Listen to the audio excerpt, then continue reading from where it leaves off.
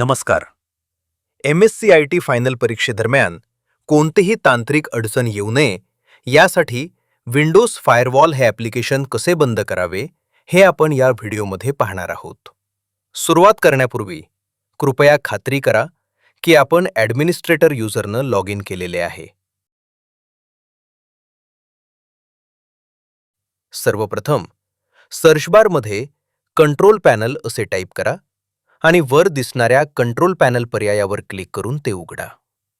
आता Windows defender फायरवॉलवर click करून ते ओपन करा. समोर दिसणाऱ्या स्क्रीनवर फायरवॉल चालू असल्याचे दिसेल. ते बंद करण्यासाठी डाव्या बाजूला असलेल्या turn Windows defender firewall on or of या सेटिंगवर क्लिक करा. प्रायव्हेट नेटवर्क आणि पब्लिक नेटवर्क या दोन्हीही पर्यायातील फायरवॉल सेटिंग ऑफ करा आणि ओके बटनावर क्लिक करा. यामुळे या मशीनमधील विंडोज फायरवॉल बंद होईल.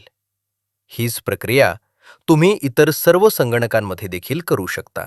व्हिडिओ पाहिल्याबद्दल धन्यवाद. अशाच उपयुक्त टेक्निकल व्हिडिओसाठी चॅनलला सबस्क्राईब करा आणि नवीन अपडेट्स वेळेवर मिळण्यासाठी बेल आयकॉन नक्की क्लिक करा. व्हिडिओ आवडल्यास लाईक व कमेंट करून आमचे प्रोत्साहन वाढवा. धन्यवाद.